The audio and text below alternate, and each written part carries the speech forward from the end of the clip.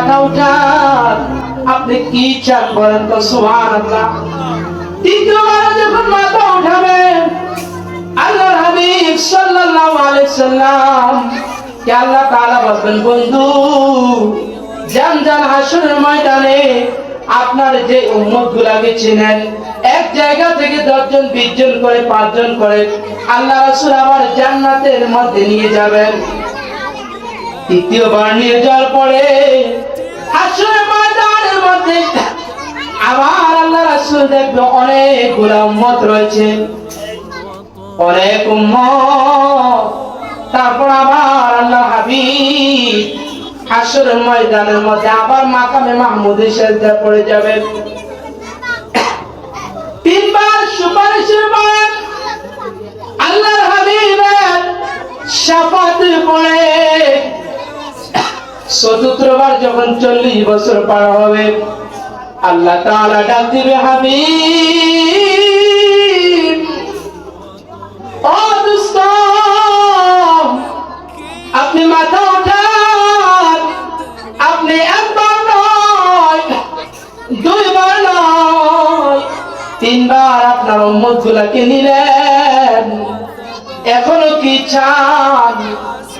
আল্লাহ হাবিব বলবেন, ও আরশের মালিক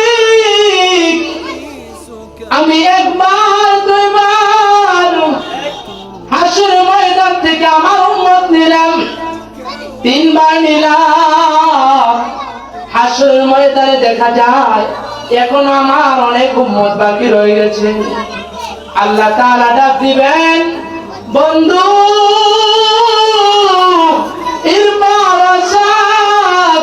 আপনি চতুর্থ আবার মাথা উঠান, আপনি কি চান বলেন? তখন আল্লাহর হাবিব বলে, ও মালিক আপনি তো বলছেন আমাকে আপনি খুশি করবেন, আমাকে আপনি সম্মানিত করবেন, এখনো হাসরের ময়দানে আমার উম্মতের ছাড়া আমি নবী জান্নাতে প্রবেশ করব না। সুবহানাল্লাহ। তিনবার যখন পার হয়ে যাবেন, আকাশ থেকে আরশে আযীম থেকে জবাব আসবেন, ও বন্ধু আমি হচ্ছি রব্বুল আলামিন, আপনি হচ্ছেন রাহমাতুল লিল আলামিন, আপনি হচ্ছেন আমি আল্লাহর সৃষ্টি, আমি রব্বুল আলামিনের সৃষ্টি হয় যদি আপনার এত দয়া হয়, আমি যে আল্লাহ মানুষ বানাইলাম, আমার নাম যে রহমান, আমার নাম যে রহিম, আমার কি দয়া নাই? আল্লাহু আকবার।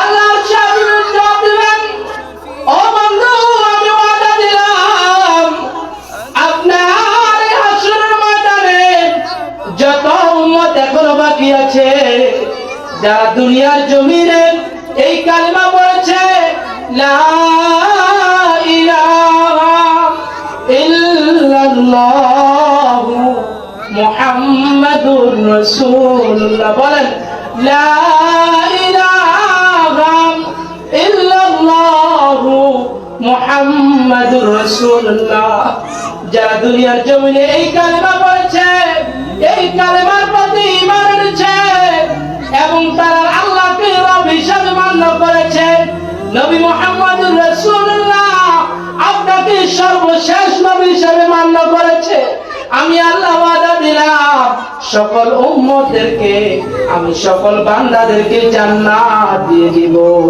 সুবহানাল্লাহ।